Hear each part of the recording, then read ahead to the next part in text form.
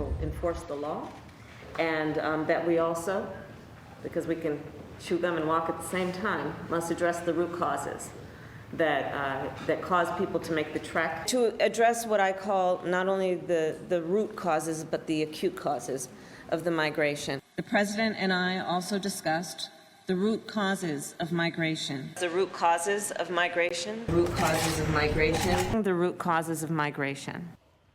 More than 4 million migrants have illegally entered the country since Vice President Harris vowed to address the, quote, root causes of migration nearly 2 years ago. Our next guest says the administration's failure at the border has made America less safe. Former DEA Special Operations Director Derek Maltz joins us now. Derek, good morning to you. Happy New Year. Happy New Year, Carly. Thank you very much. Absolutely. You know, addressing the root causes of the illegal immigration crisis was never going to fix the immediate issue. But now, 2 years in, 4 million people later, and it's looking like she's not even doing that. Right. I mean, look, the White House can't even describe her role. She has a record of failed accomplishments at the border. If you look at just in fiscal year 2020, 458,000 apprehensions. Fiscal year 2022, 2.378 million, 420% increase. We have a fentanyl emergency in America. We have humanitarian crisis. We have dead migrants all over the border. These poor people in the journey and how dangerous it's been with the sex trafficking and the abuse of these children and the stash houses on the border. It's unbelievable. But yet the vice president can go to the Philippines and say hello and thank you to the Philippine fishermen, but she's not gone down the entire year to the brave men and women on the border, the CBP, to thank them for the unbelievable job that they have been doing. It's really unbelievable. You can't even make this stuff up. It's like, how does the American public feel? Because everyone in America is impacted from the lack of security at the border. So she's failed miserably, and she needs to be held accountable. Absolutely. And a lot of the failure comes in the form of fentanyl poisonings that are affecting so many Americans. You say California has seen an over 2,200% increase in fentanyl-related deaths over the past 5 years? Absolutely. I mean, look, let's look at Arizona, for example, Carly.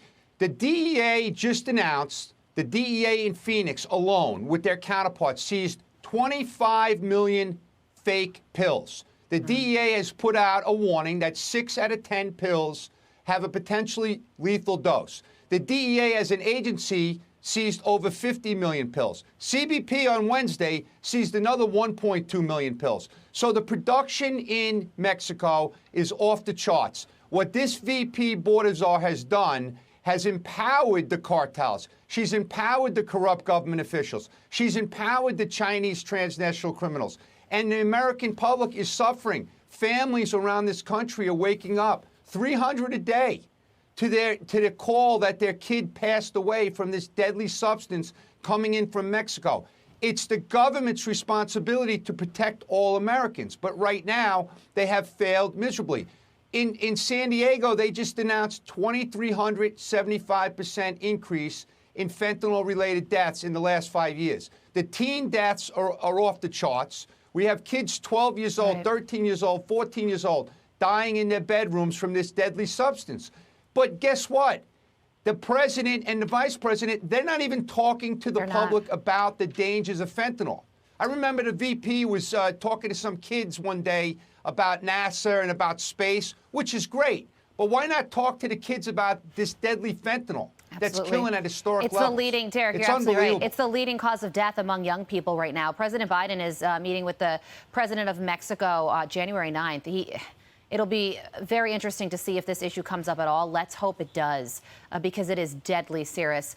Derek Maltz, thank you so much for joining us this morning. We appreciate it. Hey, Carly, one last thing I just want to make sure everyone knows. The president himself said that the drug crisis is an unusual and extraordinary threat to the national security of America. And he appointed the Border Czar to do her job, and she's failed. Great point. Thank you. Absolutely. Well said. Derek, thank you so much.